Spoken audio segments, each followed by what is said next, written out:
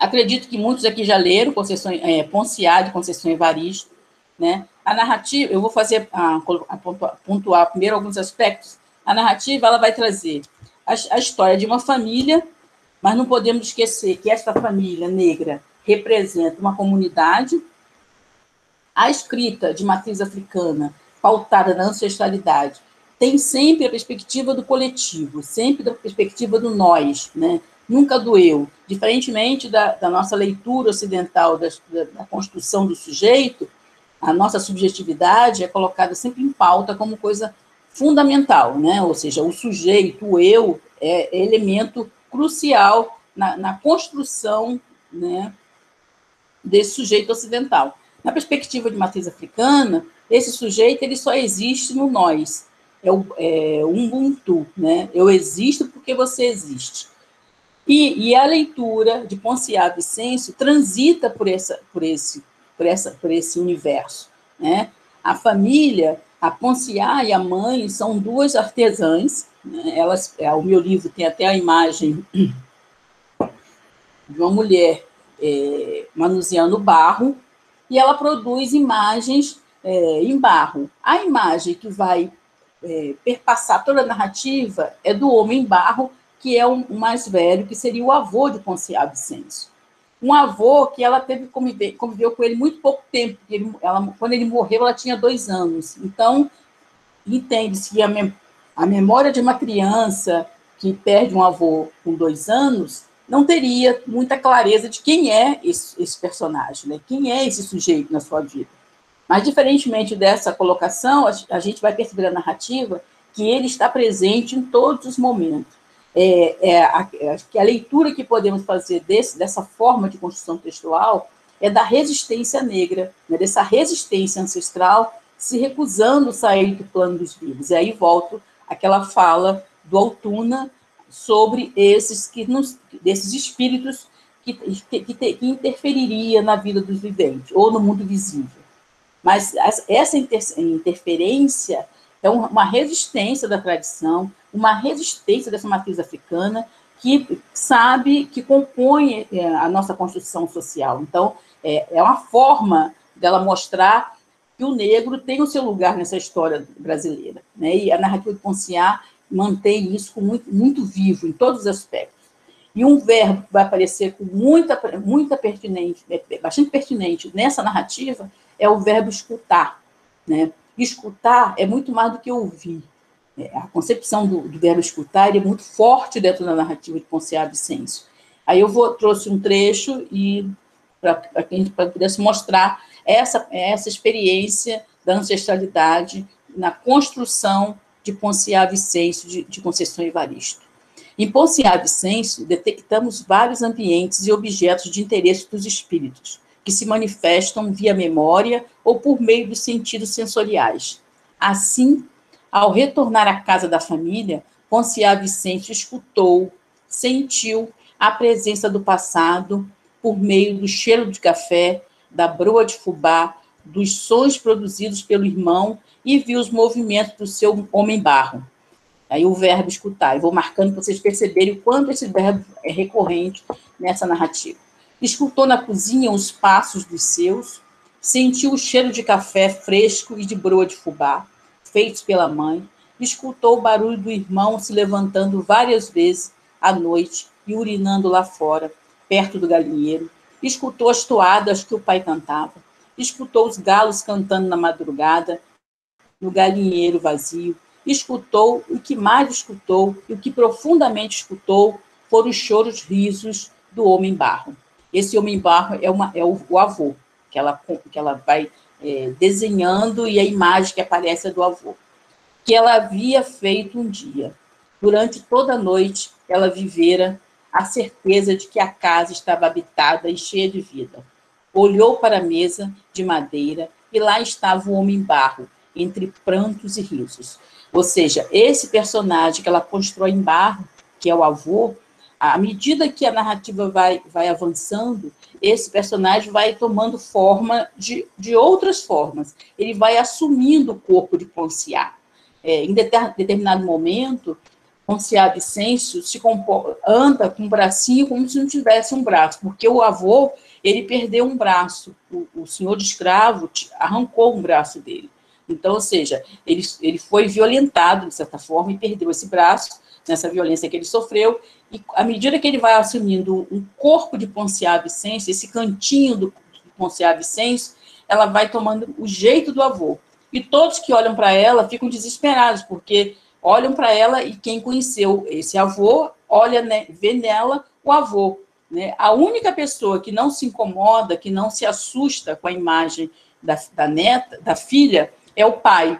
Ele olha para ela e acha normal. Né? Olha para o boneco também e acha normal. Ele não vê nenhum mal-estar. Mas todos que estão em volta ficam muito incomodados quando olham para a Poncia e percebem que elas têm os traços e as características do avô que não está mais entre eles.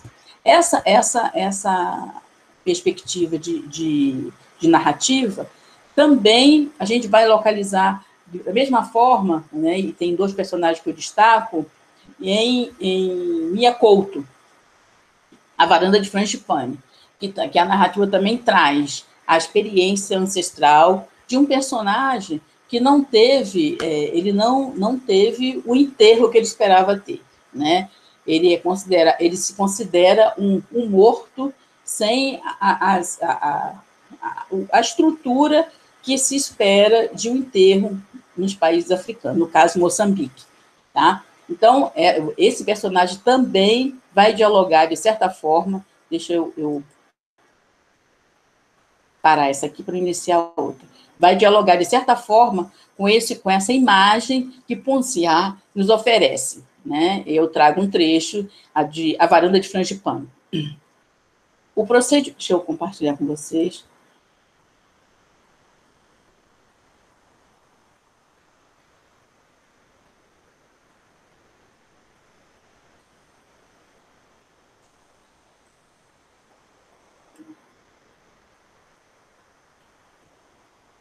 Eu acho que todos entraram, né? Ou tem alguém querendo entrar? Rafael. Professora, ali no canto esquerdo da sua tela do Meet, tem algum cadeadinho? Deixa eu ver. Azul? Eu tenho que voltar aqui. Cadeado azul. Não aparece para mim, não. Esquerdo. Ao lado do... Não aparece? Não. Mas eu creio que... Tem mais alguém para entrar ou já entraram todos? Eram poucas pessoas, acho que eram 35. Talvez se chegar ainda, mas acredito que não vão vir mais, não. Ah, tá, ok. Então, continuamos. Se mais alguém chegar, você me avisa que aí eu paro aqui, tá? Tá compartilhado, não tá? Sim. Aí eu paro e peço e autorizo. Aí, continuando. O procedimento percebido em Poncia Vicêncio, ligados ao espaçamento e aos objetos de fixação dos espíritos, também será detectado em A Varanda de Frangipane de Mia Couto. Tá? O personagem que, em princípio, que eu destaco, é o Hermelindo. Esse personagem, ele morreu, e ele não teve o enterro que ele desejava. Só que o Mia Couto tem alguns recursos que eu acho bastante prudentes, assim, prudente não seria o termo adequado, mas bastante criativo, que ele usa todos os recursos da ficção, né, para poder trazer essas marcas ancestrais, né? Um dos personagens, ele vai ser orientado por um vidente, que eu não me recordo se é vidente, a ideia é um vidente, mas ele dá um outro nome, né, um nome de uma língua local, a esse orientador, que seria a ideia, né?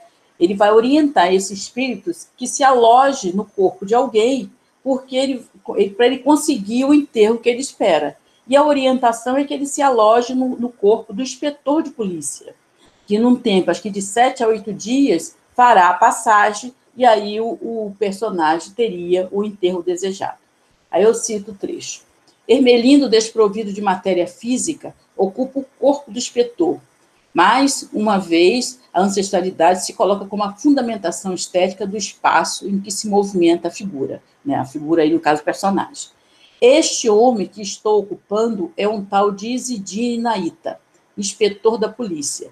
Sua profissão é avizinhada aos cães, fareja culpas onde cai sangue. Estou num canto de sua alma, espreito-lhe com cuidado para não atrapalhar os dentros dele. O que significa dizer que, para além dele, tem outros espíritos também ocupando esse corpo. Ele não está sozinho.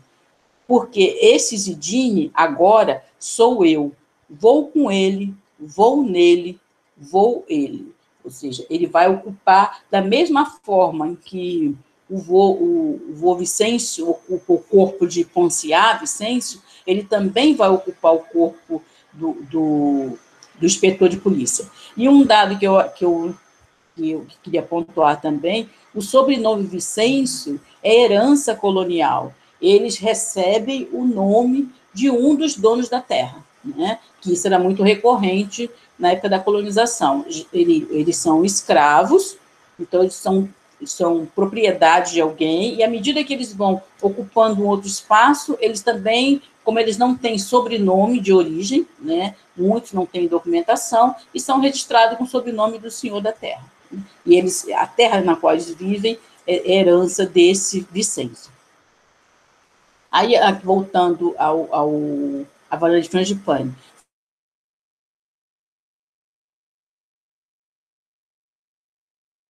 e vai viver a vida desse inspetor sem que o inspetor saiba, né? E ele vai se colocando em cada momento que o inspetor chegar, porque a função do inspetor é descobrir quem matou um personagem, né, um administrador de um asilo que era onde dessa varanda de Frangipane. Né? A encenação discursiva faz a personagem se movimentar gradativamente para o tempo presente, passado e futuro. Ele vai transitar nesses três espaços. E como ele não tem corpo, ele tem essa possibilidade de se movimentar. É claro que ele vai se movimentando junto com o inspetor quando interessa também, né? Nesse momento, por exemplo, ele vai dizer: estou viajando no helicóptero, em missão enviada pela nação. Essa nação é a nação portuguesa. Meu hospedeiro aí anda esgravatando verdades sobre quem matou o vasto excelêncio, que é esse mulato que foi assassinado, né, no asilo de velhos de São Nicolau, mas ninguém sabe, é um mistério essa morte. Isidine iria percorrer labirintos, embaraços. Com ele, eu emigrava no penumbroso território de vultos, enganos e mentiras, né? Durante os interrogatórios, cada um vai ter a sua versão e o inspetor vai tentar descobrir quem foi que matou esse que ele chama de mulato, que era no asilo de velhos São Nicolau. Com esse procedimento, a personagem deve dar a impressão de que vive, de que é como um ser vivo. Essa é a leitura que eu te retirei um trecho do livro do Antônio Cândido, na personagem de ficção, e que realmente, quando o personagem, ele constrói, diferentemente de nós, os viventes, a gente não sabe o que está por dentro das pessoas, né? É aquela frase famosa, ninguém caminha no coração das pessoas, então a gente não sabe. Mas na narrativa, e essa narrativa com essa construção, né, ele vai te mostrando esse interior do personagem, né, essa impressão de que ele vive mesmo, já que ele ocupa o corpo do inspetor, né, no caso do personagem de Varanda de Frangipane. No caso de Ponciá, quem ocupa o corpo da personagem é o avô, né? E no caso de Ponciá, é uma resistência da tradição. E eu diria também, em Minha Couto, uma resistência, tendo em vista que é uma narrativa contemporânea, né, pós-período colonial, então, há em todas as obras, eu não diria todas, mas praticamente as narrativas moçambicanas e angolanas pós-independência tendem a trabalhar essas imagens, porque isso é cultural, né? A semana passada, no Copene, um palestrante de Moçambique fez essa colocação, né, da presença marcante da espiritualidade nas narrativas moçambicanas. E na compreensão de que a literatura tem essa função também de representar essa construção social, essas marcas são recorrentes, né? Aí, caminhando. Mesmo que precise alojar-se em corpo alheio, no caso, tanto de Boa Vicêncio quanto do personagem de Van Frangipane, eles estão ocupando um corpo alheio. Ela é neta, mas ele é um outro corpo, né? Esse mecanismo narratológico reforça o valor dos princípios tradicionais tão explorados por Altuna, pois um defunto sem patente, sem cruz ou mármores que se apresenta ao leitor no capítulo 1, e você vai encontrar no capítulo 1 de Van Frangipane, que é o chamado de O Sonho do Morto, né? Qual é o sonho desse morto? É de ter essa cruz, ter essa patente, ter esse lugar, né, reservado no plano não dos vivos, mas dos mortos, né? Do plano invisível. Então, o capítulo se intitula O Sonho do Morto, reforça a ideia de que a ausência de referenciais concernente à transmutação do espírito para o mundo dos mortos gera um desequilíbrio naquele ambiente. Ou seja, ele vai estar ocupando esse corpo de um vivente, isso, de certa forma, apesar do vivente não saber, mas isso não é compatível. Você não espera ter... vou passar para outra imagem. Você não espera carregar consigo um corpo que não é o seu, né? Em função desse desequilíbrio, ele acaba ocupando esse outro corpo, ainda continuando aqui, ele acaba ocupando esse outro corpo para obter o enterro que ele deseja, né? Continuando.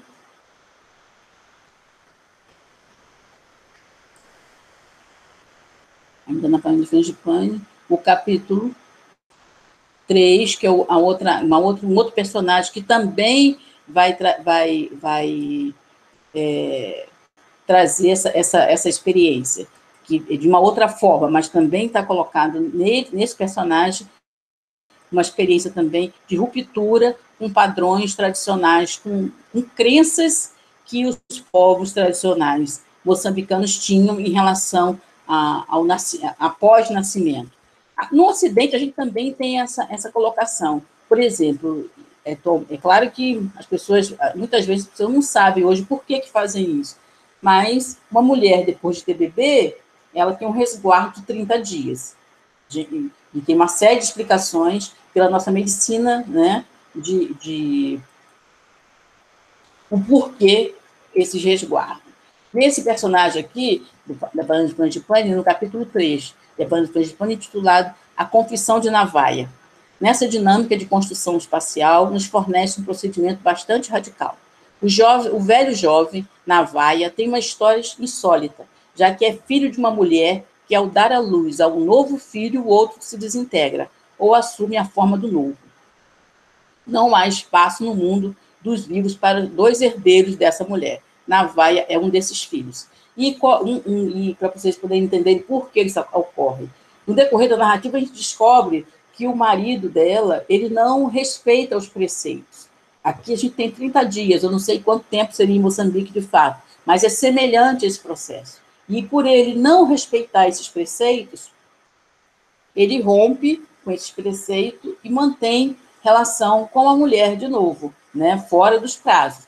E nisso, aí ele é orientado como se diz, por uma pessoa que não seria de bom tom essa orientação, que ele amarrasse, ele faz um amarrado, né, ou dá um nó na hora da relação com a mulher no objeto, para que não tivesse nenhum problema. Mas não é assim que acontece, ou seja, ele quebra preceitos.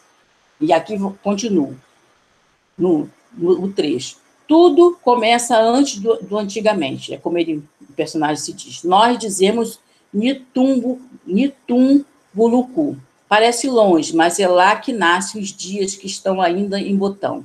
A morte desse excelência, que ele vai se referir ao mulato, né, já começou antes dele nascer. Começou comigo, né? Aí ele vai se apresentar. Essa forma de se apresentar do personagem me lembra muito, e a forma como ele vai construindo a narrativa, como se ele estivesse conversando com esse leitor empírico, né? Ou seja, me lembra muito a mesma dinâmica que aparece em Machado de Assis, né? Em alguns momentos, é claro que nem se você não estiver muito atento, você não consegue, você não percebe, mas em algumas situações, Machado se dirige ao leitor, né? Esse leitor empírico, claro. Começou comigo, a criança velha, ele vai dizer, a criança velha, a maldição pesa sobre mim, antes dele nascer, sobre mim, desculpa, na vaia Caetano.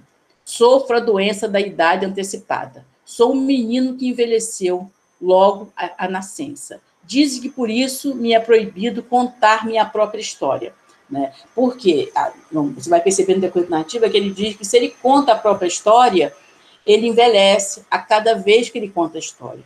E aí ele é orientado a mentir, a inventar. E essa forma de construir está posto para a literatura. A literatura é um espaço de criação, é um espaço de invenção, né? Como o autor e o narrador vai construindo essa invenção ficcional. Aí ele vai dizer, diz que por isso me é proibido contar minha própria história. Quando terminar o relato, eu estarei morto. Ou quem sabe não. Será mesmo verdadeira esta condenação? Mesmo assim me intento. Faço na palavra o esconderijo do tempo. À medida que vou contando, me sinto cansado e mais velho. Está a ver estas rugas dos meus braços, ou seja, esse diálogo que ele estabelece, são novas. Antes de falar consigo, eu não as tinha. Ou seja, e por outro lado, a própria narrativa constrói simbolicamente o processo de envelhecimento do sujeito também, ou seja, a vida, à medida que a gente vai construindo a narrativa, aí, não a narrativa escrita, mas a narrativa do estar no mundo, a gente vai envelhecendo, né? Os anos é uma forma da gente detectar que está se passando, mas a gente está construindo uma narrativa também desse plano dos vivos, né? Ele vai dizer, à medida que vou contando, me sinto cansado e mais velho. Está a ver estas rugas dos meus braços? São novas. Antes de falar consigo, eu não as tinha.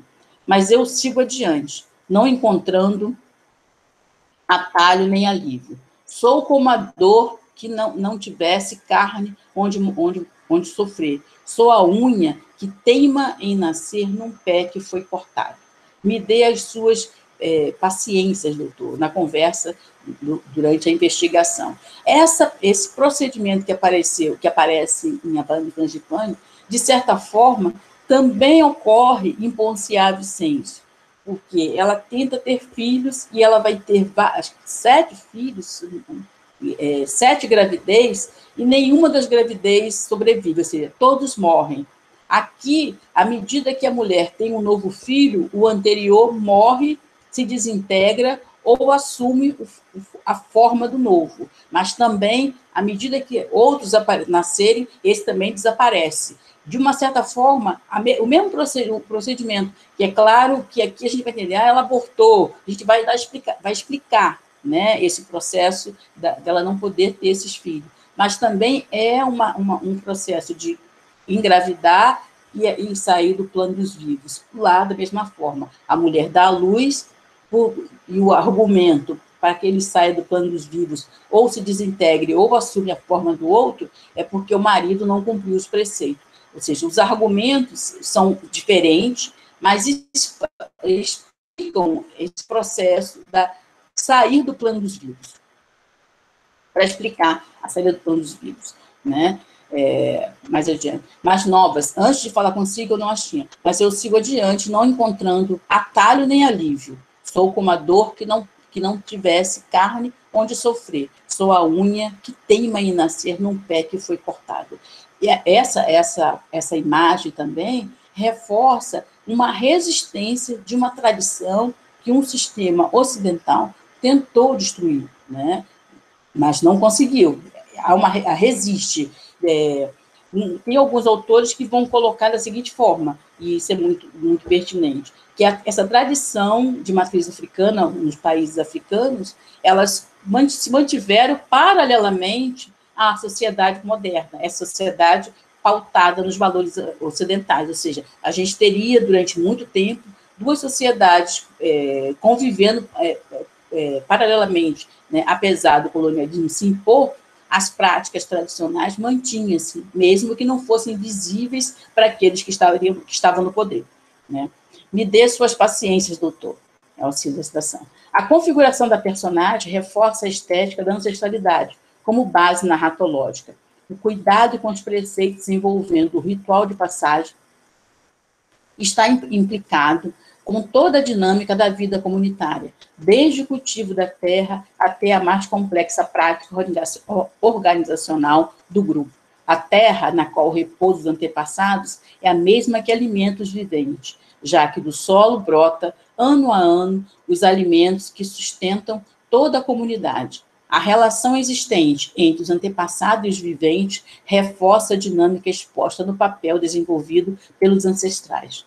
Dessa forma, o ritual de fertilidade, necessário à estimulação da produção alimentícia em abundância, ocorre sempre que o homem sentir necessidade e precisa equilibrar as forças cosmogônicas.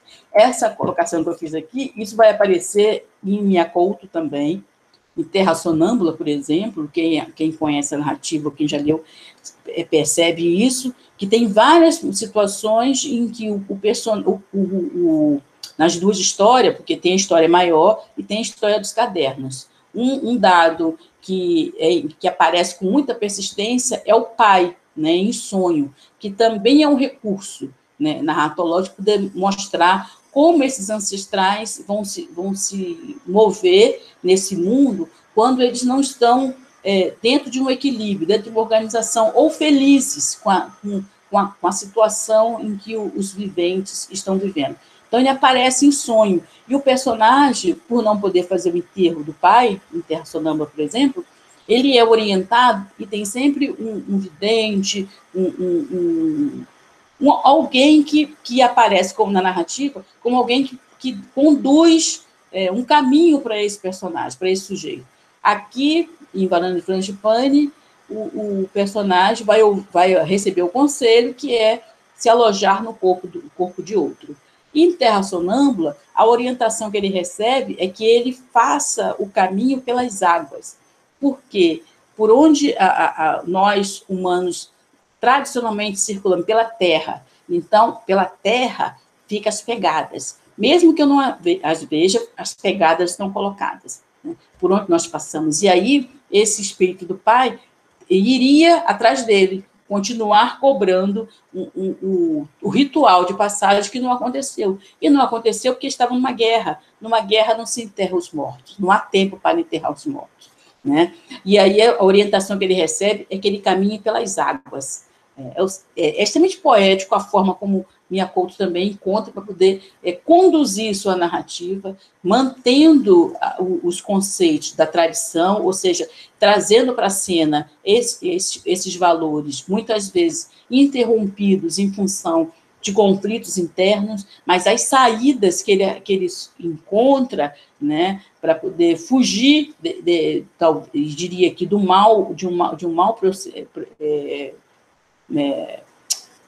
mau pressentimento, em função de que o personagem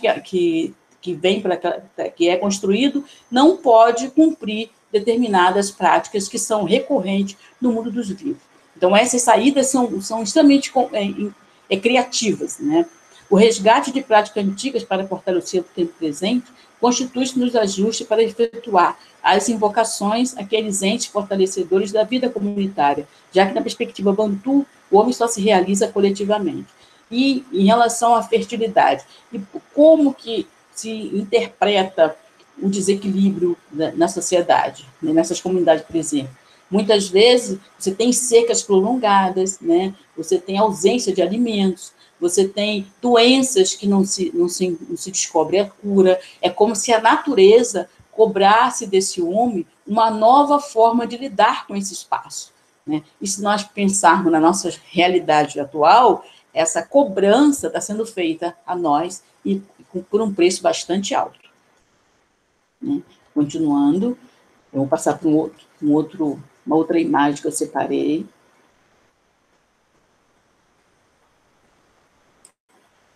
Outro trecho que eu separei.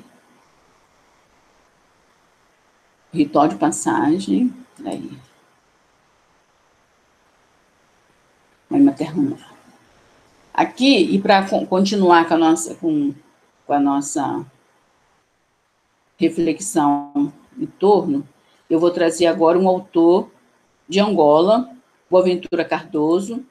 Boaventura Cardoso foi autor que eu estudei na minha tese de doutorado, né, que é um livro que já está publicado, Violência e Violação, e eu estudei um romance dele, Mãe Materna, não, Maria, Maio, Mês de Maria, mas a narrativa que eu trago aqui hoje é Mãe Materno Mar. Essa do Boaventura Cardoso, no autor angolano. Essa narrativa não está publicada no Brasil, né? Está esgotada, saiu uma edição, a edição que eu tenho é a edição da Cachinde, de Angola, mas ele não conseguiu publicar no Brasil essa obra, ele tentou, ele conseguiu publicar essa obra na Venezuela, em espanhol. E a história da narrativa é um comboio, né? A narrativa ela se passa dentro de um comboio que sai de Malange. É uma alegoria de Angola, né? Uma alegoria da história de Angola. É um comboio que sai de Angola, que sai de Malange, e ele conduz para a capital, né, a família da noiva, os convidados, né, e toda a estrutura da festa. O Boaventura Cardoso tem um recurso que eu acho muito produtivo, né? E apesar da tragédia que é muitas vezes a imagem que o texto nos oferece, tanto em Mãe Materno Mar, como no outro do romance dele que eu trabalhei na tese, que é Maio, Mês de Maria, que a gente dá muita risada, né? A tragédia é tamanha que o cômico assume o espaço da narrativa. E em Mãe Materno Mar também. No decorrer da narrativa, eles saindo de Malange, o trem vai sofrendo pequenos problemas. No decorrer da narrativa, vão se tornando grandes. Ou seja, cada parada, e isso, como por ser uma alegoria da sociedade angolana, mostra os impasses ao longo da história, né, de Angola. Então, o trem quebra várias vezes. E cada vez que o trem quebra, ele passa horas parado tentando consertar, recolocar uma peça, porque a peça não tem, enfim. No decorrer da narrativa, os padrinhos, né, sentam na estação do trem, quando ele para, eles vão no bar, bebem, e o terno, né, nessa altura, já está sendo vendido para comprar, para poder jogar, aí eles trocam a roupa por outras coisas, enfim. A festa de casamento vai se desfazendo no decorrer da narrativa, né? Em determinado momento, as damas de honra já engravidam, então elas já estão grávidas, tudo vai acontecendo, o bolo, a formiga vai entrar no espaço que está os doces e o bolo, as formigas vão comer tudo, enfim. Aí vai se desconstruindo no decorrer da narrativa toda aquela coisa bela, bonita, que estava posta no início, em que saem de Malange.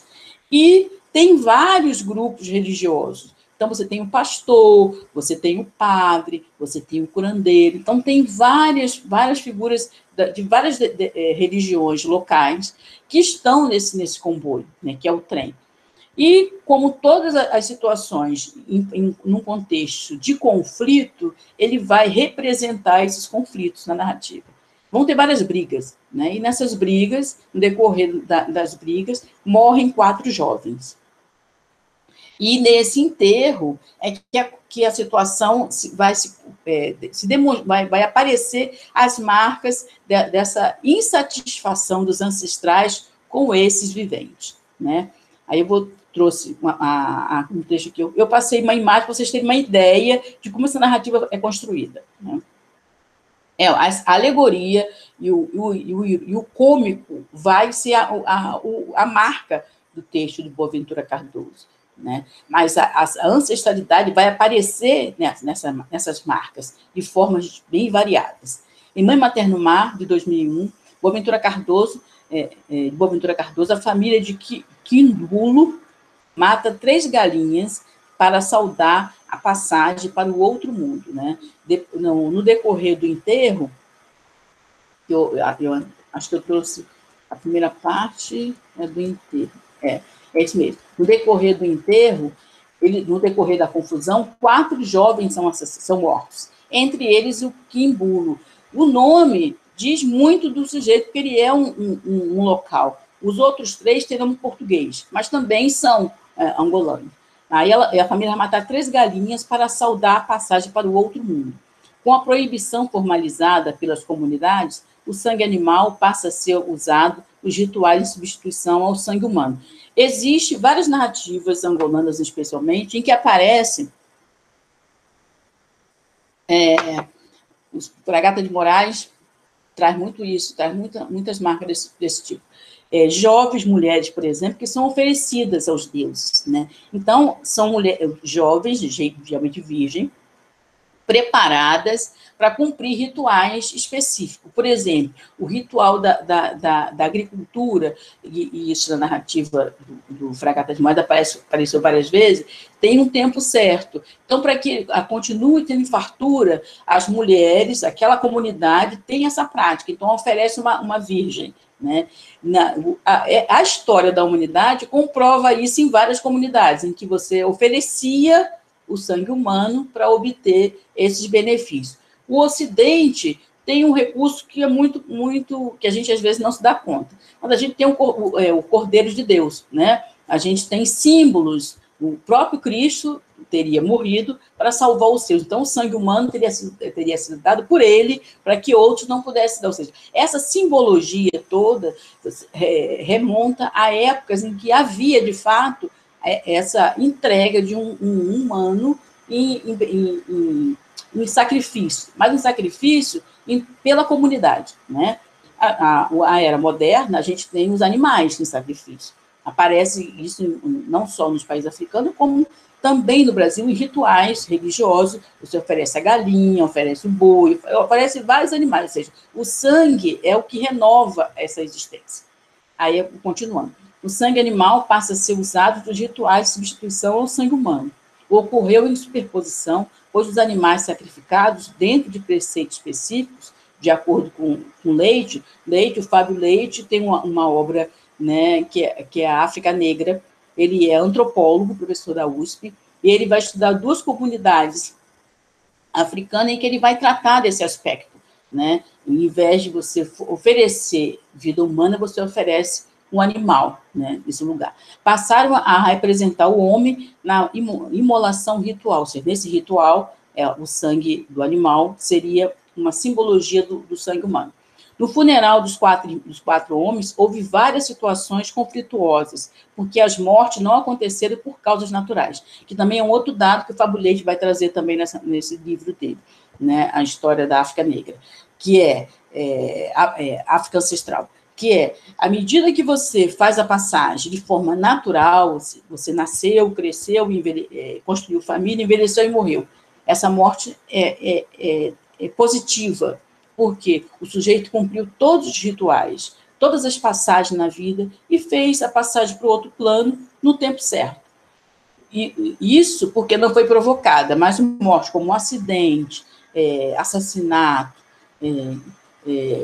suicídio, são mortes consideradas não positivas, porque você reduziu o tempo na Terra, você não cumpriu o tempo que deveria ter cumprido, você tirou parte desse tempo.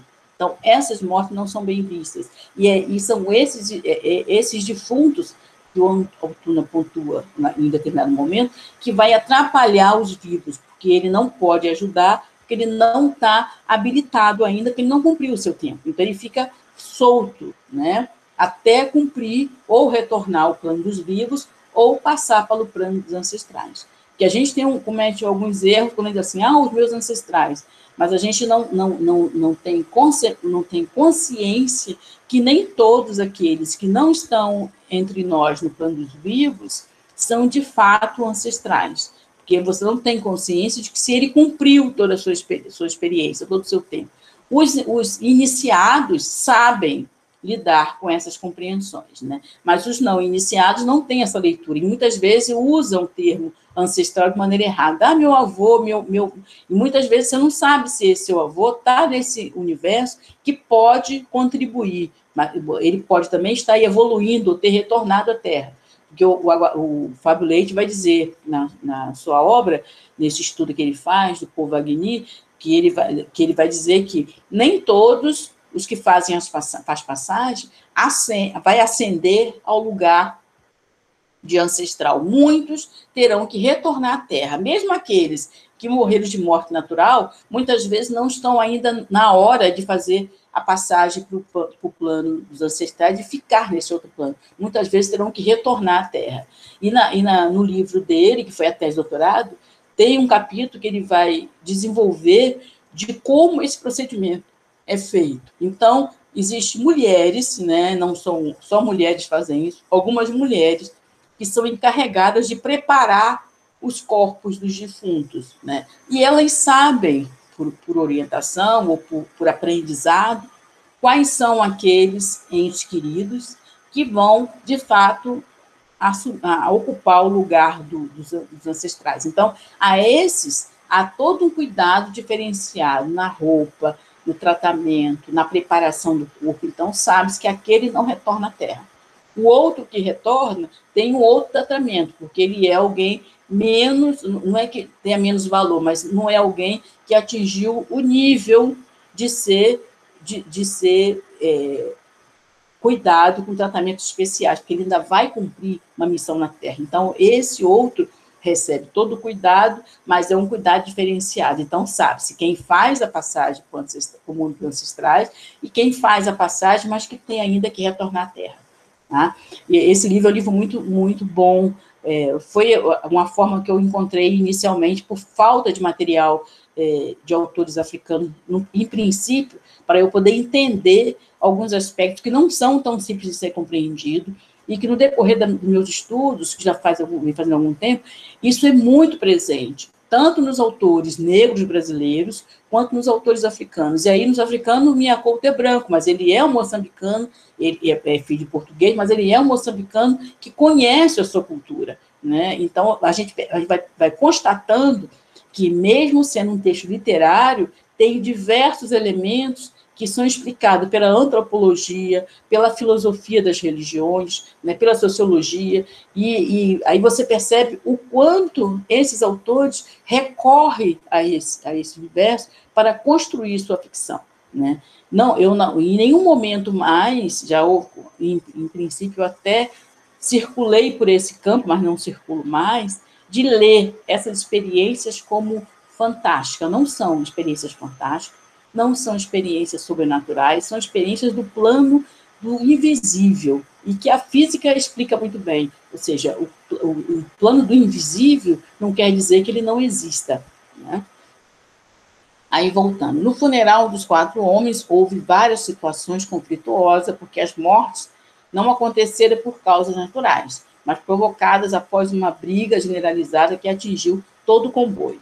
Então, a cena do enterro vai ser outra cena delicada, porque todos os representantes das religiões que se encontram no comboio querem enterrar os jovens dentro dos seus preceitos. Então, a briga, quem é que vai poder fazer o texto, quem é que vai poder fazer a narração da passagem. E nesse comboio tem um cego, que também é uma metáfora bastante pertinente, e isso já a gente conhece de outras narrativas ocidentais também, ou seja, o fato dele não ter a visão não impede que ele veja muito mais do que quem tem os 2 olhos, né? Tanto que se diz que as pessoas que não enxergam, ela tem uma sensibilidade maior e ela percebe muito mais coisas. E esse cego vai estar nesse comboio, né? Sendo cuidado por uma jovem. A narrativa Meu Materno Mar se desenvolve dentro de um comboio que sai de Malange com destino a Luanda. No decorrer da viagem, que metaforiza um período da história de Angola, os passageiros inconformados com os problemas que vivenciaram durante o trajeto, já que o comboio parou diversas vezes por falta de manutenção, promove uma confusão generalizada. O desequilíbrio social reflete na forma como a terra recebe seus mortos, que aí a cena que na narrativa é muito bela, né, e muito irônica. E tem um detalhe, o Boaventura Cardoso tem uma marca da tradição oral recorrente, que é um velho, que ele fica... No decorrer, ele aparece várias vezes. E conversando com alguns colegas, ele falou, quando você falou essa imagem do velho, me lembra um preto velho, né, porque ele fala, essa coisa do preto velho. Eu falei, nunca tinha pensado por esse velho, ou seja, como isso que parece só da religião, mas nas culturas, essa imagem estão colocadas. Quando todo o povo assim, começava a retirar do cemitério, isso aqui é uma citação da obra, tá? Quando todo o povo se começava, é como está escrito, a retirar do cemitério, no calor de tão profunda e sentida dor, se ouviu um estranho barulho que vinha do fundo das quatro covas. A terra começou a se movimentar. Aí o velho que aparece, as pessoas se precipitaram logo, começaram a fugir. Auê. Manecas foi um dos primeiros a saltar o muro rústico do cemitério. Pai da noiva pisou em terreno falso e resvalou para dentro de uma cova. Nigafu, chefe da estação, tinha um corpo todo arranhado por ter caído numa trepadeira espinhosa.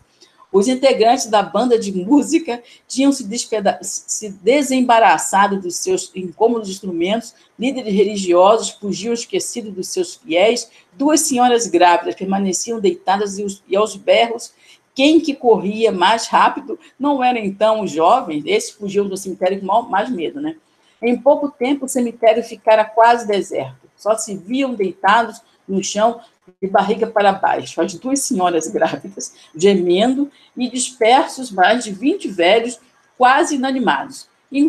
Entretanto, o estranho barulho continuava a fazer-se ouvir. Só que, nesse decorrer, a cena aqui é bastante irônica, é a do pai da noiva, porque ele caiu dentro de uma cova e ele começa a gritar, me tire daqui, quem me tira daqui, eu vou dar milhões de prêmio. E desesperado, porque ele está dentro da cova vazia, né? Entretanto, o estranho barulho continuava a fazer-se ouvir, enquanto o pai da noiva, dentro da cova, esbracejava e prometia uma boa nota a quem lhe tirasse daquele fatídico buraco. Uaué!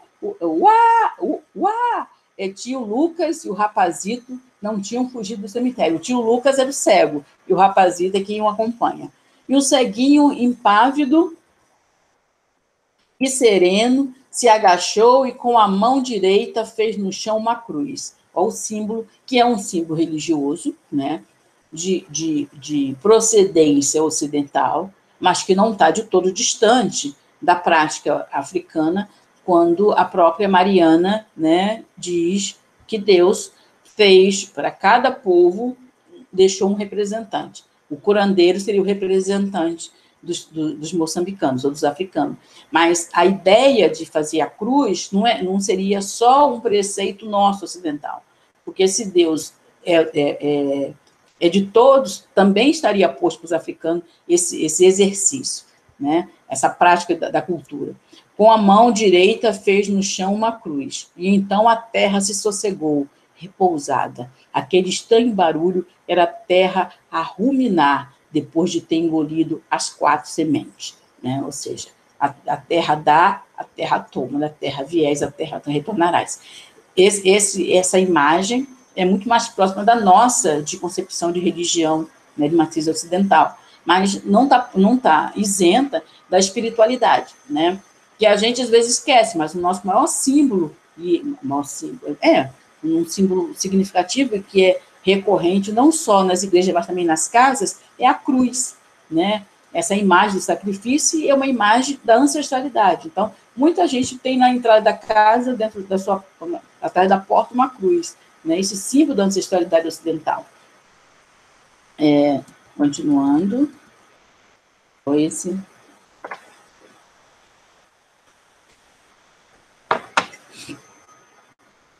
Boa Ventura.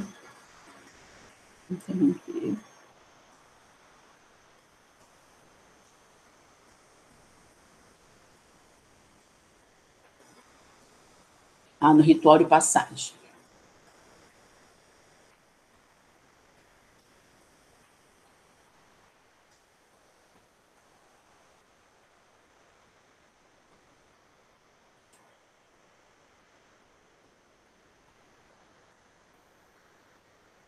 Ainda em Mãe Materna no Mar, que é o ritual de passagem, que é como eles vão se comportar na hora de fazerem o ritual na campa, né? na tampa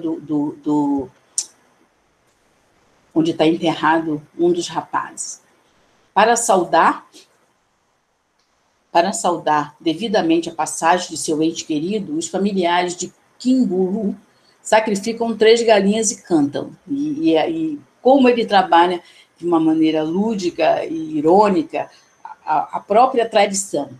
A família de Kimbulu ainda sacrificou 3 galinhas brancas sobre a campa do recém-defunto para purificar sua alma, dançando em volta da campa, que os parentes de Kumbulu cantaram assim: Ê, Kumbulu, aí para onde tu vais, não te esqueça de nós, olha pelas nossas vidas, Kumbulu, aí para onde tu vais, mano Kumbulu, não é o santuário dos nossos antepassados? Então, mano Kumbulu, quando chegares lá, cumprimenta os que já se foram deste mundo. Ê, Kumbulu, aí para onde tu vais, não é a morada de Deus?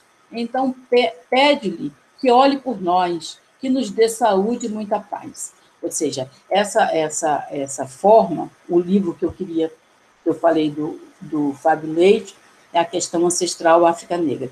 Ou seja, essa forma com que ele retrata, de mesmo como uma cantiga, como fosse uma brincadeira, ele vai pontuar o processo de passagem e fazer uma homenagem a esse ser que está fazendo passagem, mas num diálogo com os ancestrais, né?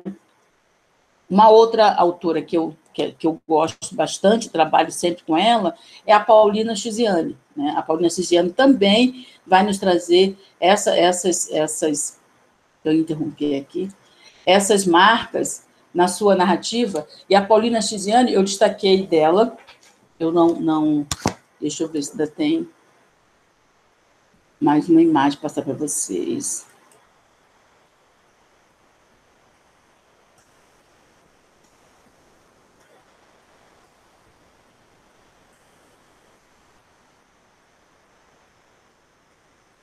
A Paulina Chiziane, vou falar do livro. Um dos livros da Paulina Chiziane, deixa eu abrir, que aí agora eu posso falar com vocês. Tá. A Paulina Chiziane, um dos livros que eu destaquei, esse livro foi publicado no Brasil, As Andorinhas, né, da Nandiala.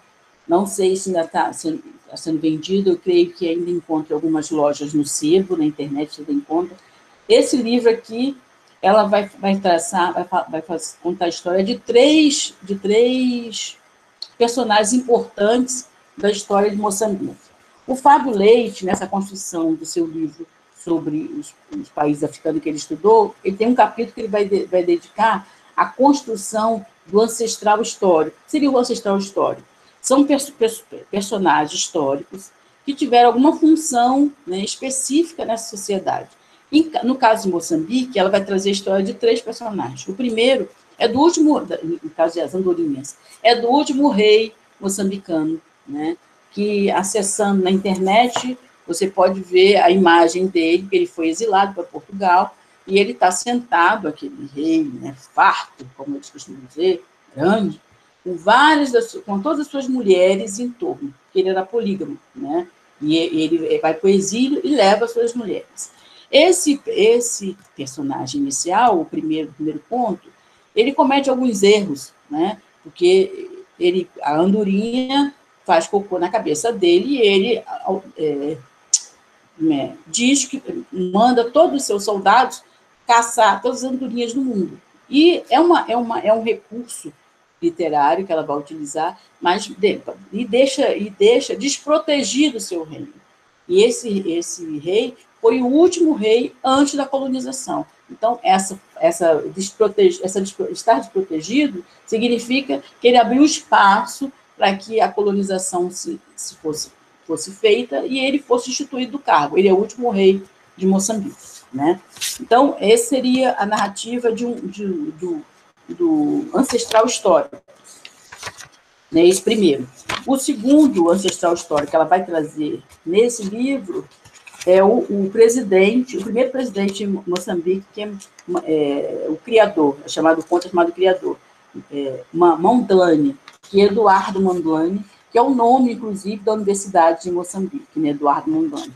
Ele seria o primeiro presidente moçambicano, né, que também se encaixa nesse perfil desse personagem, desse ancestral histórico. E o terceiro personagem que ela vai trazer, no terceiro conto, é uma mulher que é Ana Maria Mutola. Maria Mutola, ela é uma corredora. Na vida real, ela foi uma corredora, ganhou vários prêmios, mas na narrativa, ela é jogadora de futebol, né? E é muito interessante, porque ela é uma mulher jogando futebol no meio de vários homens. E ela é quem faz os golo, como eles chamam. E para os moçambicanos é assustador, pelo rádio, ter que narrar o gol de uma mulher. Então, ela é expulsa do time, porque ela é uma mulher e eles não admitem. Enfim, a Paulina constrói, nessa narrativa, ela vai construir vai contar a história de 3 figuras históricas, 3 ancestrais históricos, que direto ou indiretamente contribuíram para essa construção de Moçambique, em vários momentos, ou seja, na história da tradição com o rei, né, na história desse mundo moderno, né, se assim podemos dizer, dessa modernidade, que tem um preço caro, com o primeiro presidente, e no esporte, com Maria Mutola, né? Então, essas 3 figuras é que ela vai trazer nessa narrativa. Agora, a Paulina Chiziane é a primeira autora que eu conheci, né, quando estudando sobre África, em especial os países de língua portuguesa, que é a área com a qual eu trabalho, que traz para a narrativa a experiência da ancestralidade e dessa religiosidade.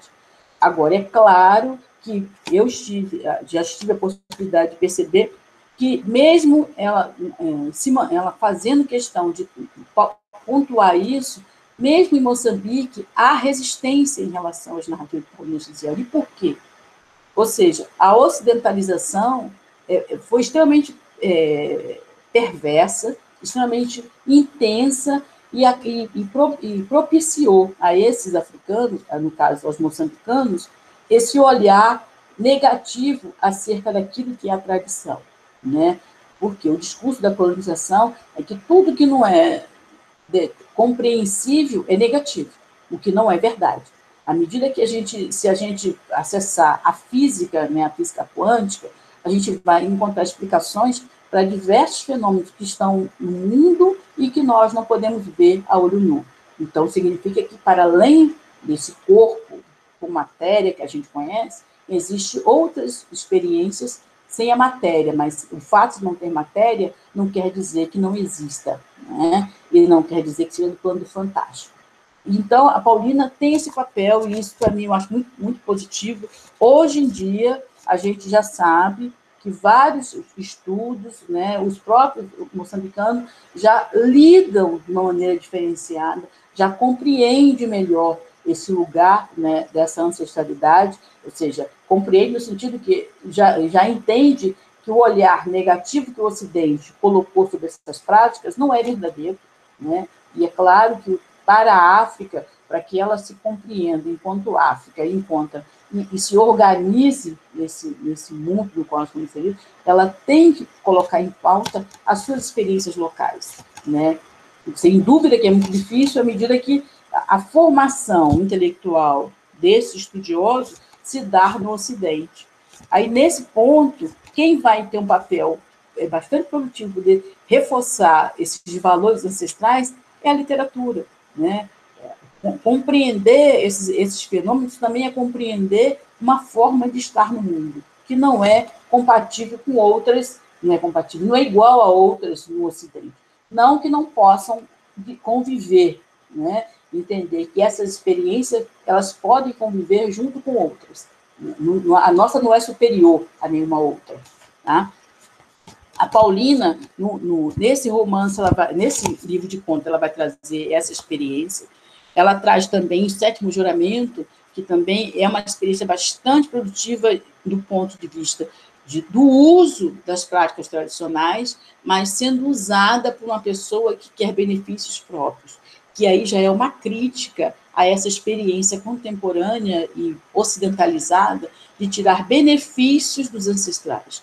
Benefício com trabalhos, com oferendas, mas benefício para si e não para o grupo.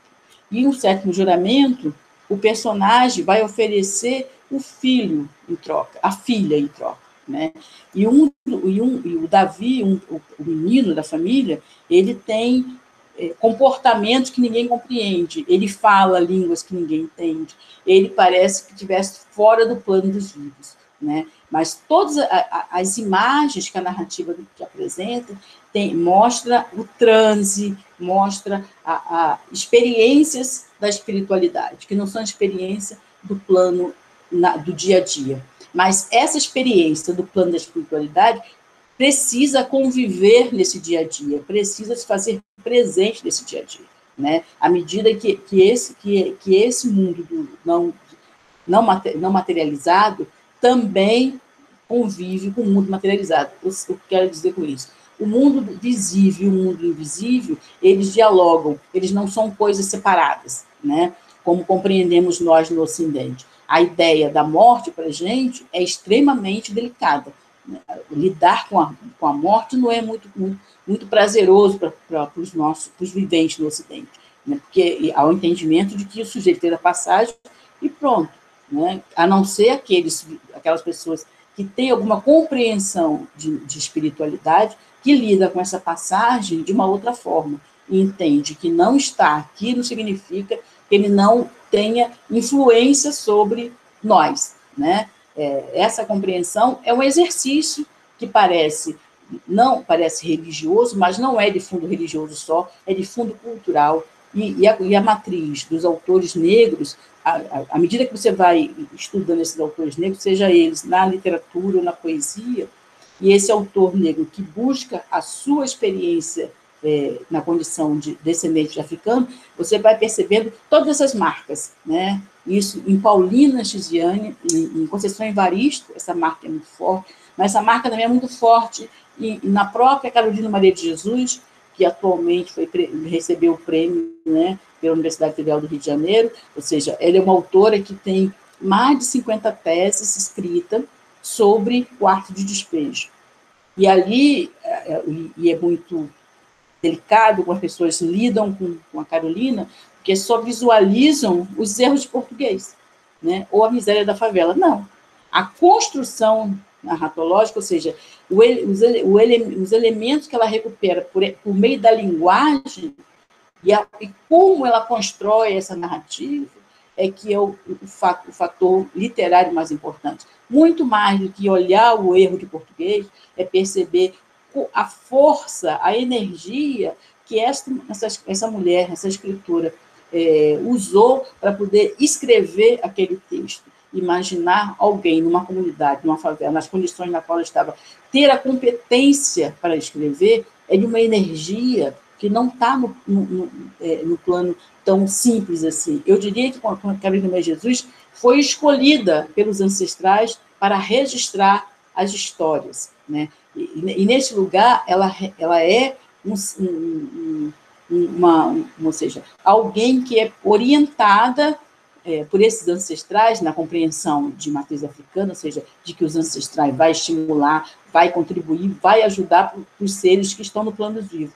Ela é esta figura que foi orientada, eu costumo dizer que ela foi escolhida para contar não só a sua história, como a história de vários povos, em especial o povo negro, que no dia 14 de maio estava colocado fora da comunidade, fora da casa do Senhor, mas sem lugar nenhum nesse mundo. Então, a noite mais longa, né? Então, Carolina tem esse papel, e a gente percebe que no decorrer, que pós-Carolina, os autores que vão trazendo, eles sempre, de alguma forma, eles dialogam com ela, né? Ela é uma referência no século XX.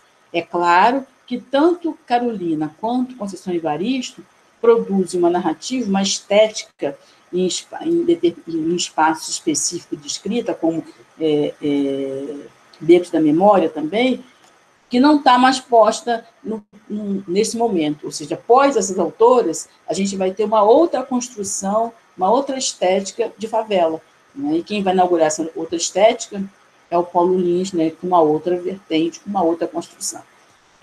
Eu queria poder abrir, agora são 10h20, eu queria abrir para que vocês pudessem fazer perguntas, considerações, comentário, tá? Para que eu não fosse só a minha fala. Eu gostaria, nós teríamos um tempinho agora, como é um grupo grande, creio que muitas pessoas têm interesse em fazer perguntas e comentar o que foi colocado até então. Agradeço a participação de todos, peço desculpa por algumas dificuldades, mas somos todos iniciantes na internet, pelo menos eu sou iniciante nesse trabalho online, tá? Então, creio que as pessoas podem, não sei se vai ter como abrir as câmeras todas, porque não sei se o sistema vai suportar, mas quem quiser fazer pergunta, quem quiser iniciar, pode se posicionar. Posso falar, professora? Pode, meu filho. Eu queria fazer uma pergunta, na verdade é quase que uma observação. Eu sou estudante das literaturas africanas aqui no Rio de Janeiro, Marco Antônio, meu nome. Isso. E toda Quer vez abrir a câmera? Não, eu prefiro assim, professora, obrigado. Não estou muito... E toda vez que alguém me ouve dizer que eu sou estudante das literaturas africanas, elas logo remetem a esse código religioso, né? Ou seja, elas ficam achando que eu estudo literaturas africanas no sentido de um resgate religioso ou dar um panorama, e até vem me trazer perguntas nesse sentido. E eu não estudo em momento algum religiosidade, eu estudo a cultura, estudo os arquétipos que envolvem o meu curso. A minha pergunta para a senhora, a partir dessas referências que a senhora citou sobre Carolina, Evaristos e tal, como a senhora, como estudiosa também do assunto, como a senhora linka a narrativa do leigo nessa temática com a questão do afastamento religioso no sentido da construção do nosso texto? Isso eu já estou chamando mais para o aspecto da construção do texto. Quer dizer, como a gente se distancia disso para falar dessa cultura de maneira um pouco mais ampla, não só pelo código religioso, mas como os textos, de certa forma, têm que ser mais direto e menos escorregadios, para que, na verdade, a gente tenta transportar do lugar científico para o lugar do espaço leigo.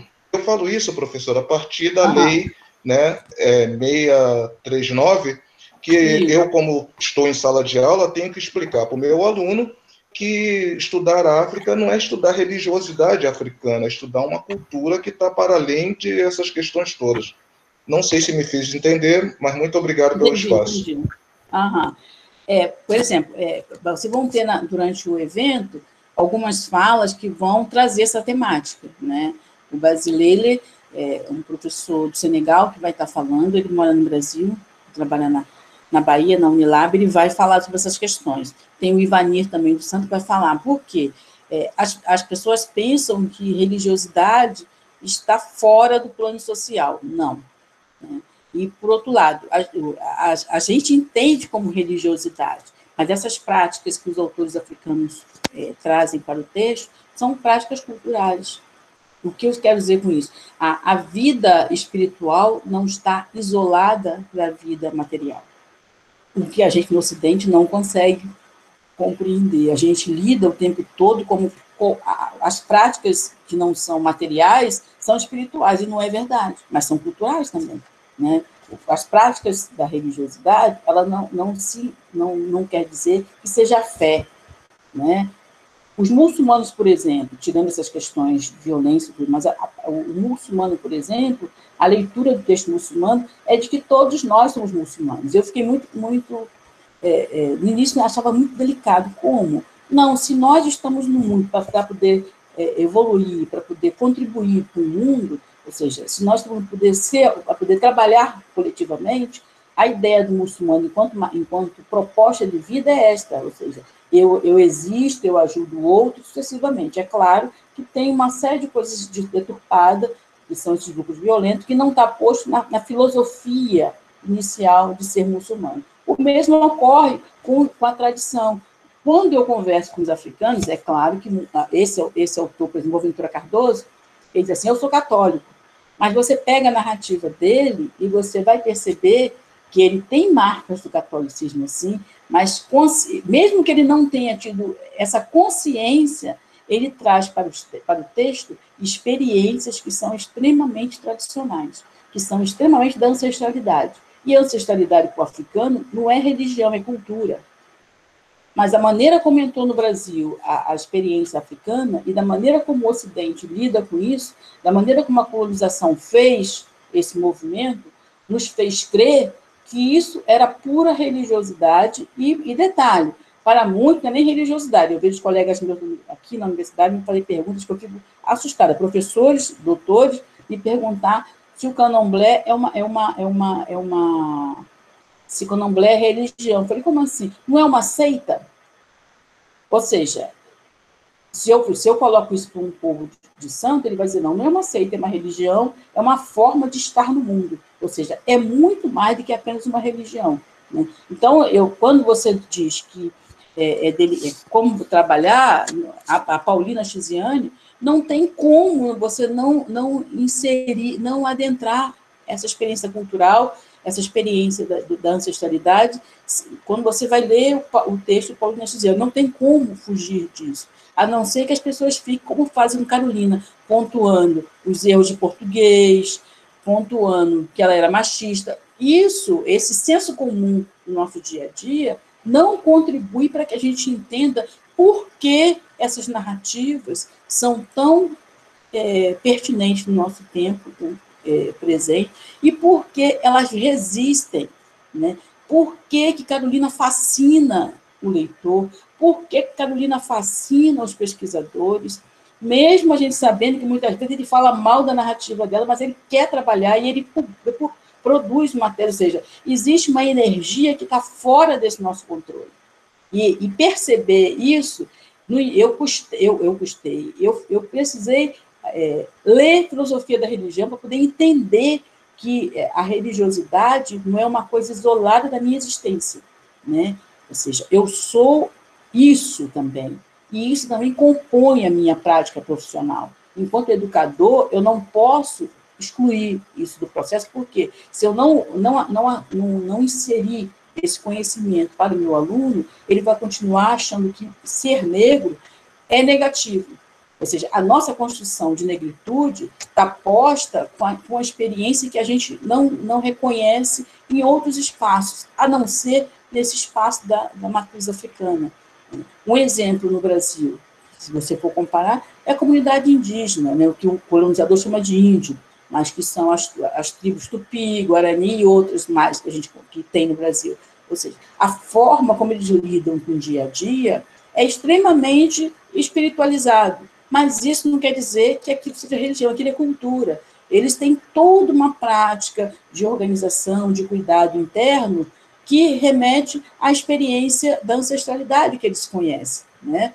E é muito doloroso, por exemplo, para eles hoje, não poder enterrar os seus, porque o fato de ele não poder enterrar os seus é uma ruptura com uma prática que é recorrente entre essas tribos, assim também como são entre os africanos.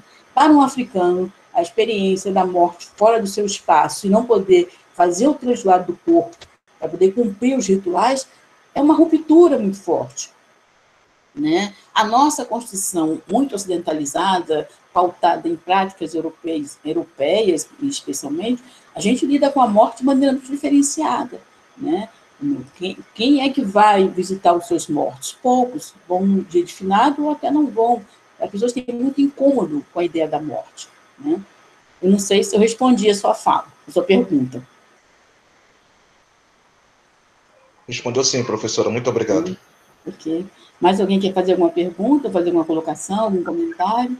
Bom dia, professora Jurema. Bom dia. Oi, Luiz. Tudo bem, querida? Deixa eu abrir aqui a câmera. Tudo. Vamos falar olho no olho, né? É a melhor coisa Sim. que tem que falar cara a cara, olho no olho. Isso. Não existe outro melhor. Ô, Jurema, eu estou terminando um segundo doutorado com doutorado em educação e eu estou trabalhando justamente com a questão da literatura como uma narrativa de construção de identidade, principalmente dos afrodescendentes em sala de aula. Nós sabemos que muitas pessoas, em função do discurso hegemônico, elas fazem com que haja um apagamento do reconhecimento dessa identidade, né?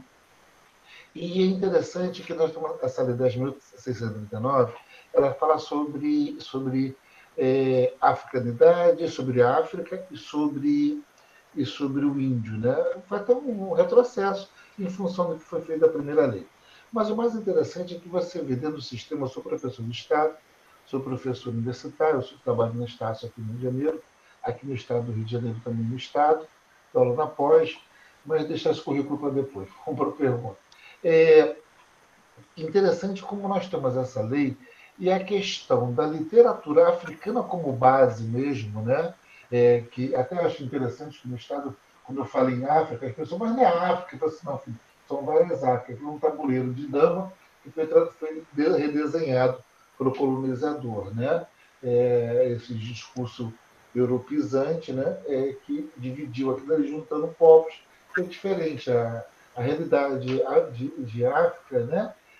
A partir da própria natureza, nós sabemos disso, que é ela que serve como base. Mas por quê? Né? Eu fico sempre fazendo essa pergunta, e essa é uma das questões que eu levanto.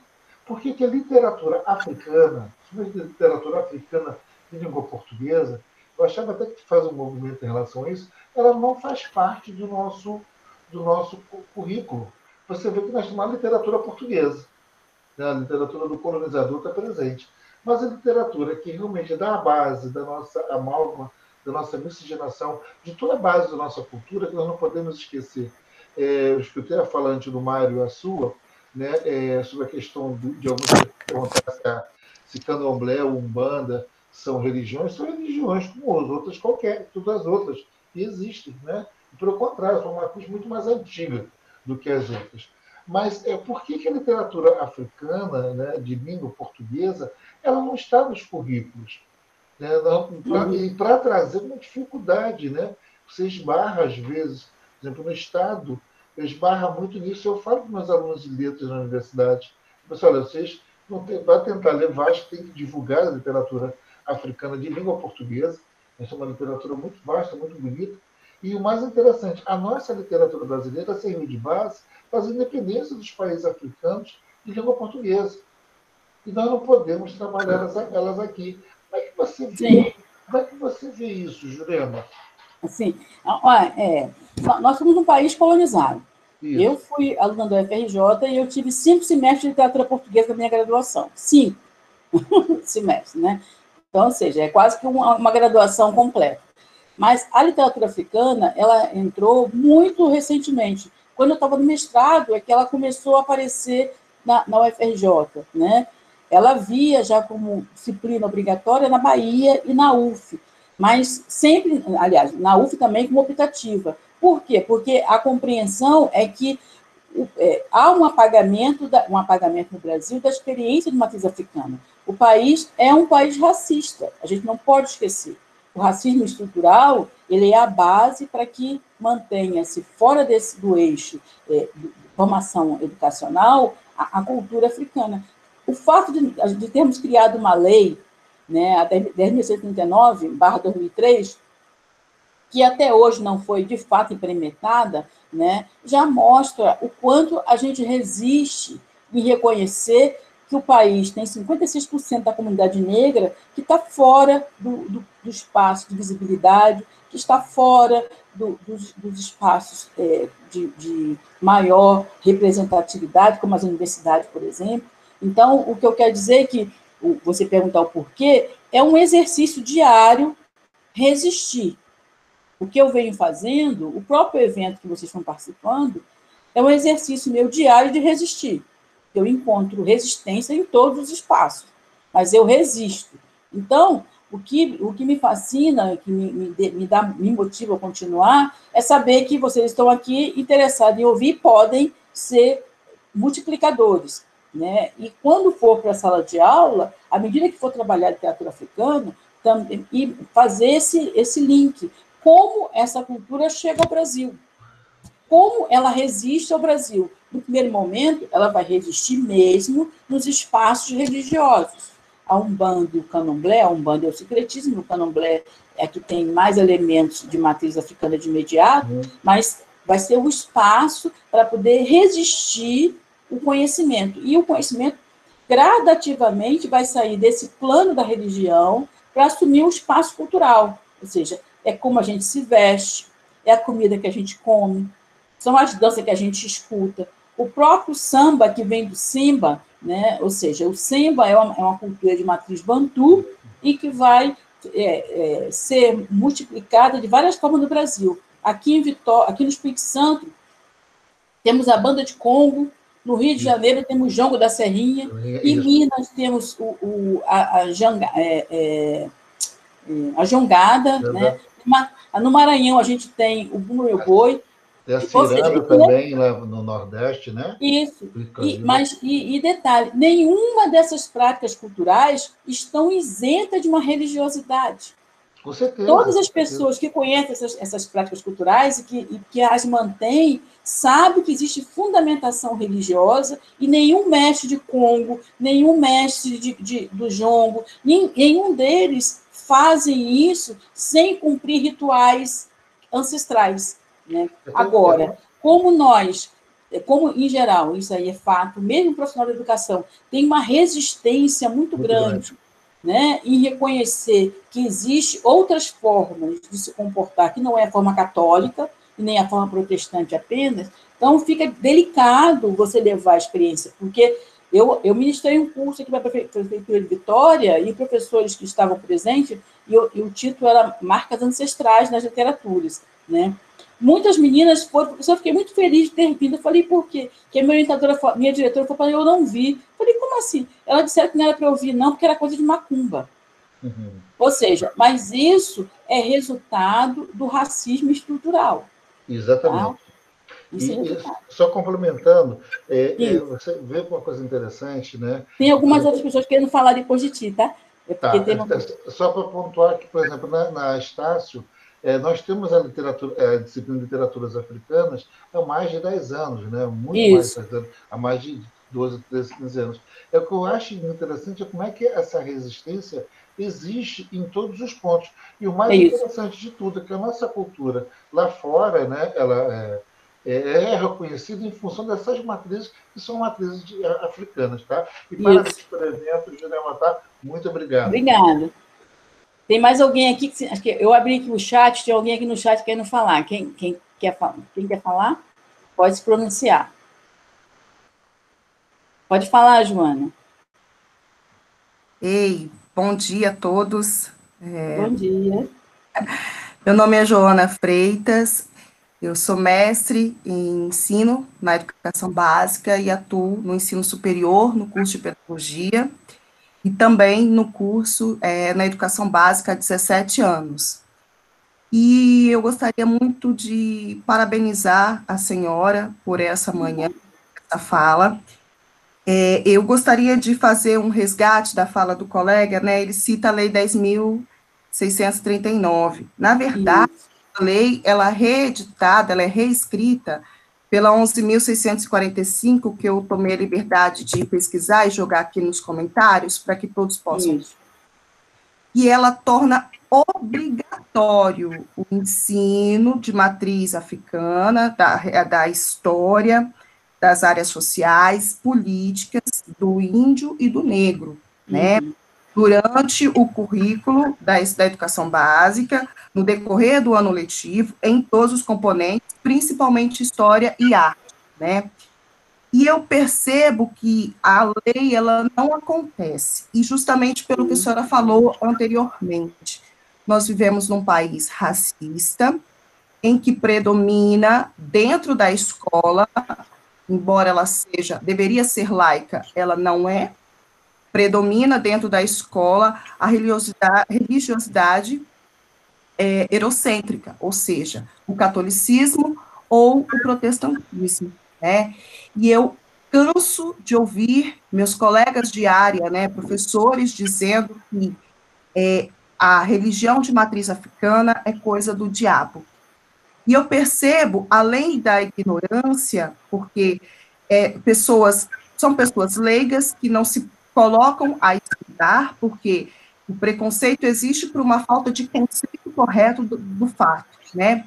Além de serem pessoas leigas, ignorantes de uma certa forma, elas também querem, de certa forma, impor a sua ideia.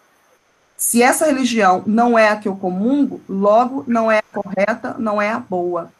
E a lei, essa proposta, né, dos movimentos militantes, é justamente para fazer conhecer a cultura africana como um todo. Foi o que a senhora disse. Se eu falo de Congo, se eu falo de aquelas outras danças, eu tenho que me remeter à religiosidade, porque as comidas, elas têm um fator religioso. O africano negro, ele é muito religioso, né? E quando eu falo que não é religião, é seita, eu estou exteriorizando novamente o preconceito, porque a Umbanda é a primeira e única religião genuinamente brasileira. Eu sou umbandista há 12 anos, né? E poucos sabem que ela é uma religião que surgiu em 1908 no Brasil, né? Que tem sim traços de africanidade por conta dos orixás, mas é a única religião dita brasileira, né?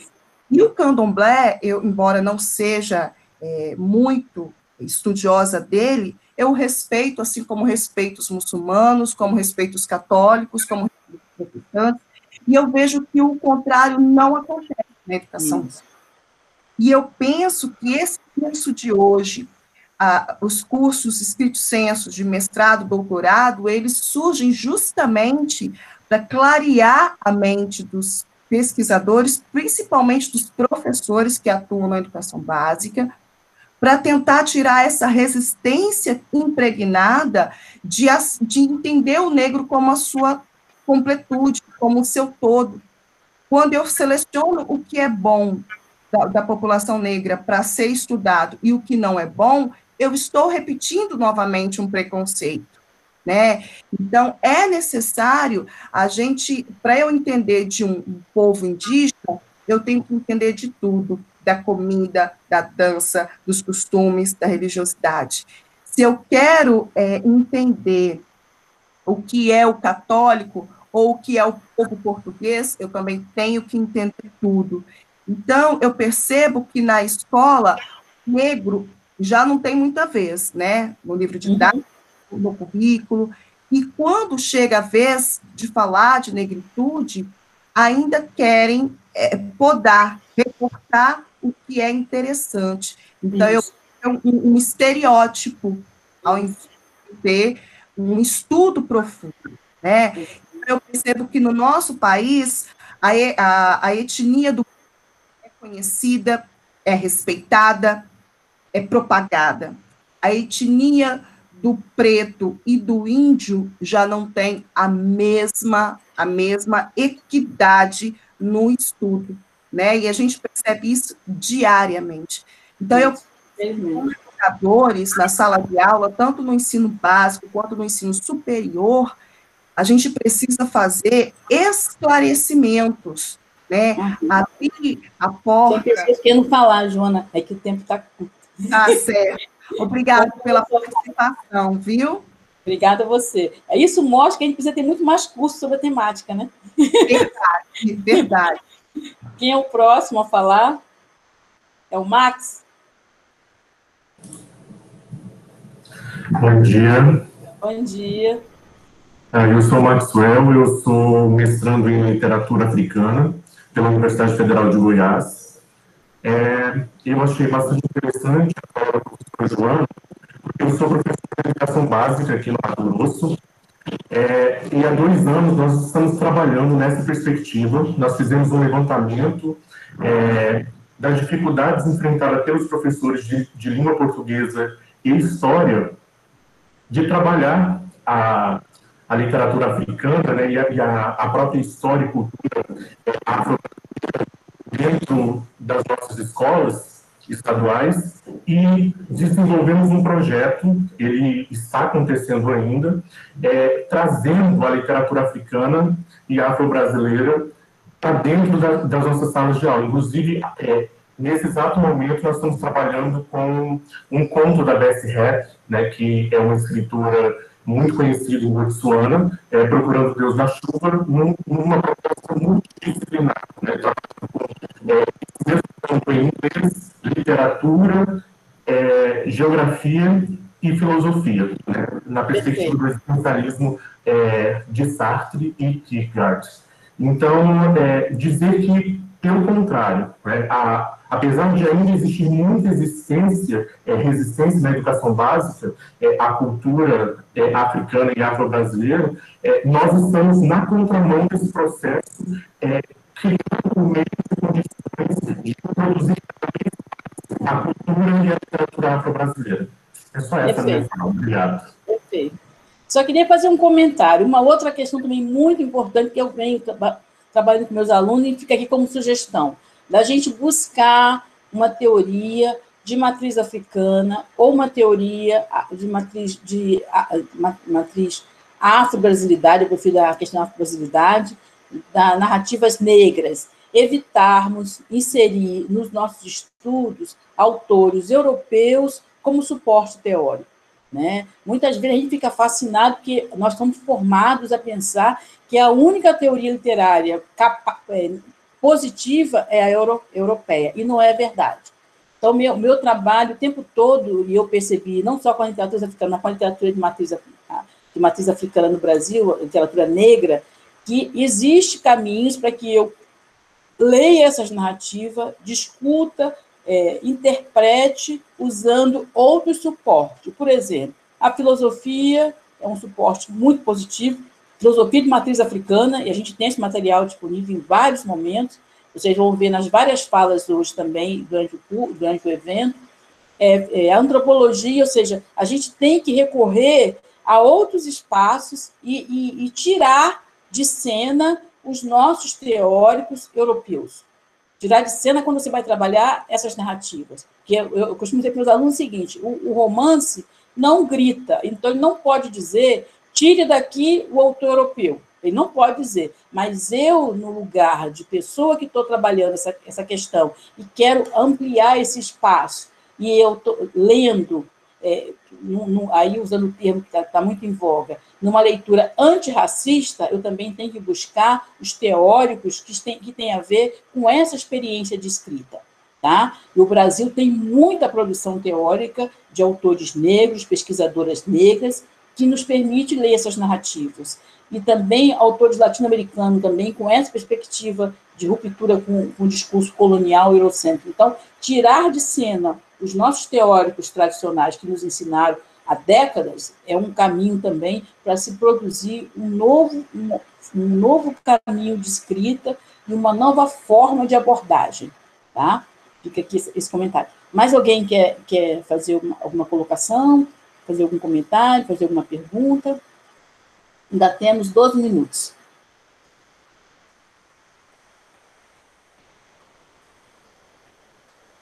Todos estão contemplados? Queria só fazer um comentário rápido, professora, em cima disso que a senhora falou, pode ser?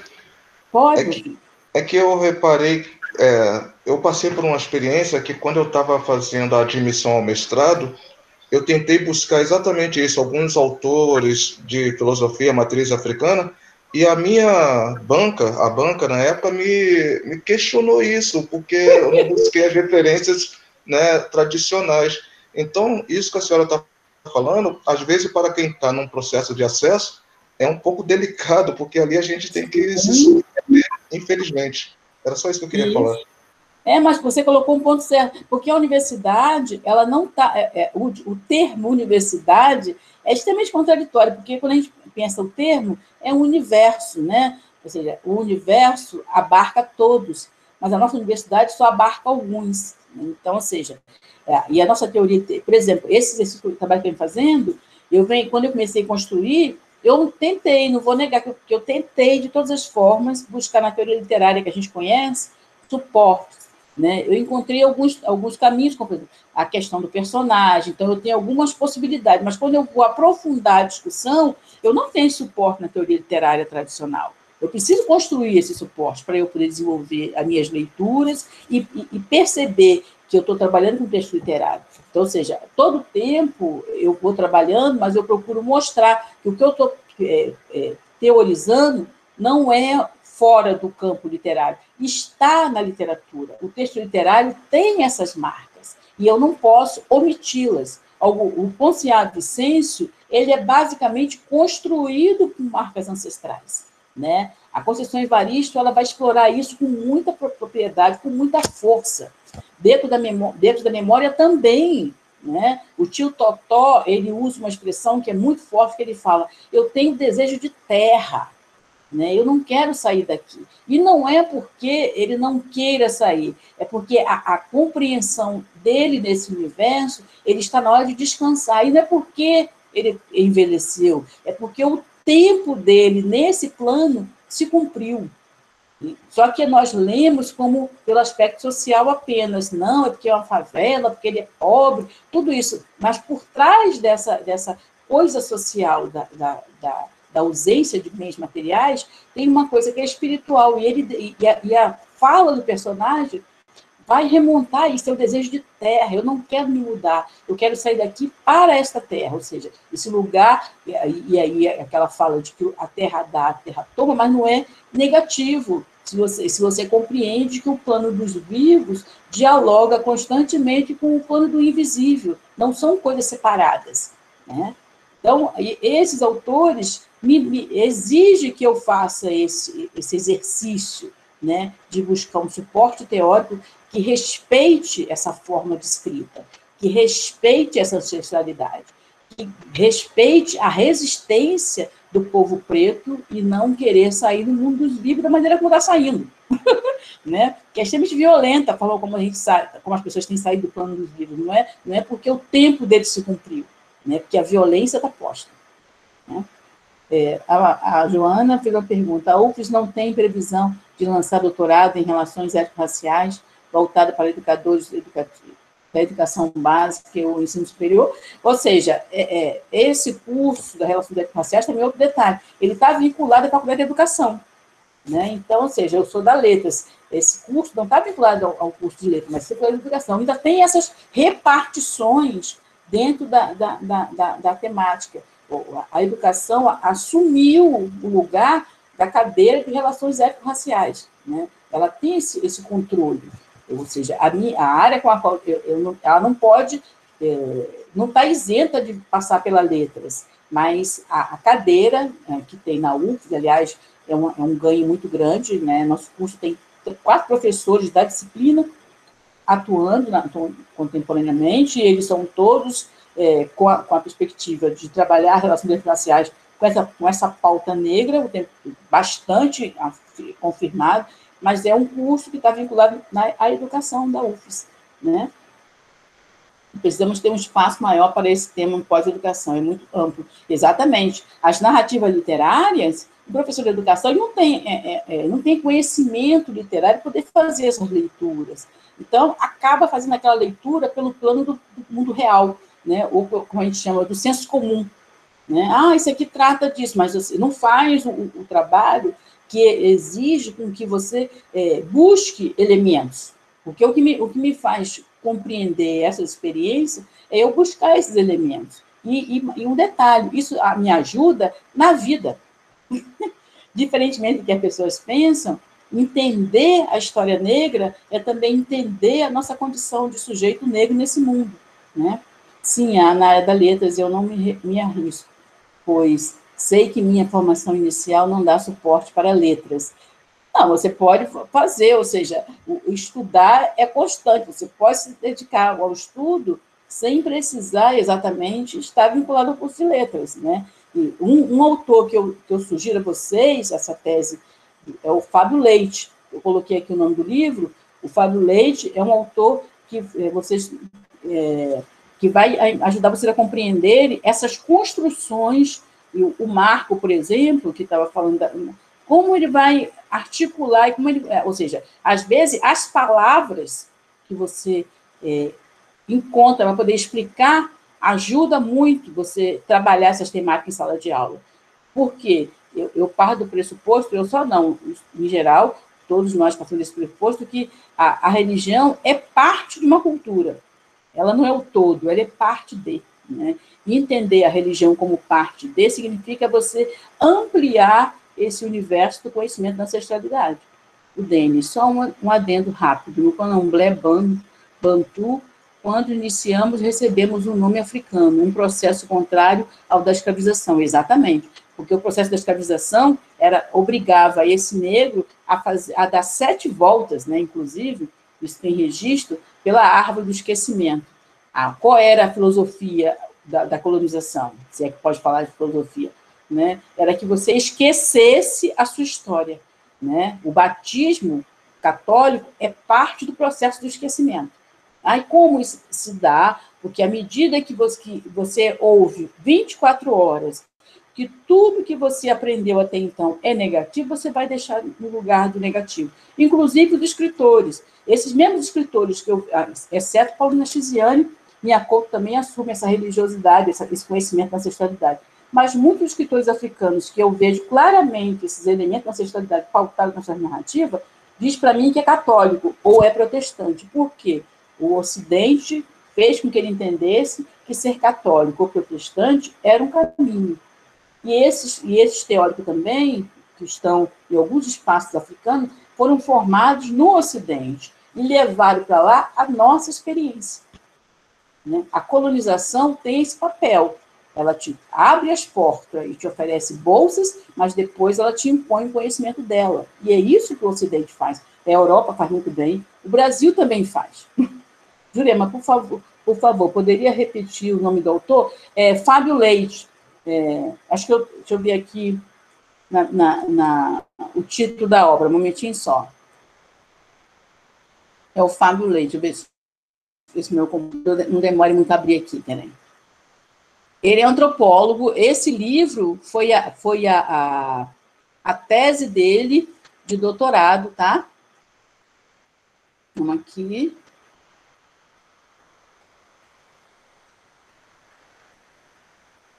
Deixa eu abrir aqui o texto. Não, esse aqui não.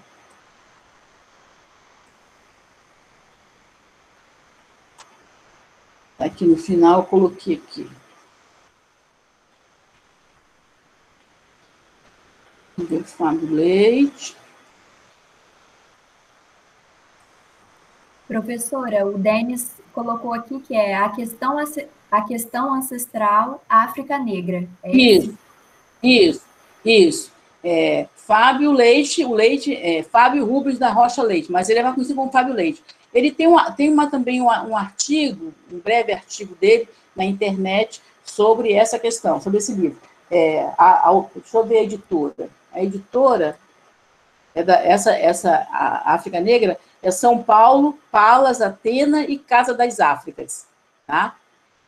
Foi a editora que publicou o livro dele. Foi a tese de doutorado e ele me ajudou muito, porque no primeiro momento eu não tinha nenhum material acessível que eu pudesse me pautar com mais segurança. Como era uma tese, ele viveu nesses países, agora é claro que ele vai tratar de 2 grupos, do Povagni, que é um grupo específico, né, de uma região específica. Mas você percebe que alguns elementos são pertinentes a toda a África, né? Como, por exemplo, a tradição oral, ou seja, é uma prática que o continente africano tem como recorrente. Agora, é claro que cada grupo social, cada país, e aí, quando você fala do país, você tem vários grupos sociais desse país, com várias práticas, muitas vezes distintas entre elas, mas tem uma base que é comum, né? Professora, o griot seria um exemplo dessa percepção socio-religiosa e cultural que a senhora fala, isso possível, isso, possível diálogo entre Brasil e África, os griots, o Senegal, né, os países de matriz de língua francesa, no caso o Senegal tem o griot, ou seja, existe uma escola de griot, existe uma formação para ser griot, né? Mas nos países de língua portuguesa, eles não usam o termo griot, porque não é recorrente esse termo, mas é recorrente o mais velho, né? O mais velho é uma forma de você pensar esse ancestral que hoje está vivo e está entre nós. Esse é o mais velho, é um termo recorrente nos países de língua portuguesa. Mas nos países de língua francesa, né, o griot seria ele aquele que teria garantido a manutenção dessa experiência de tradição de oralidade, né, para essa sociedade moderna, ou seja, ele é aquele que transmite os conhecimentos. Né? E é muito pertinente pensar isso, quando a gente vai para a religião de matriz africana no Brasil, alguns conhecimentos só os iniciados têm, né? E também só alguns iniciados, nem todos têm, porque muita coisa não pode ser escrita. Mais alguma pergunta? Estamos dando 11 horas. Agradeço a todos pela participação, né? Hoje à tarde a gente começa os nossos grupos de trabalho.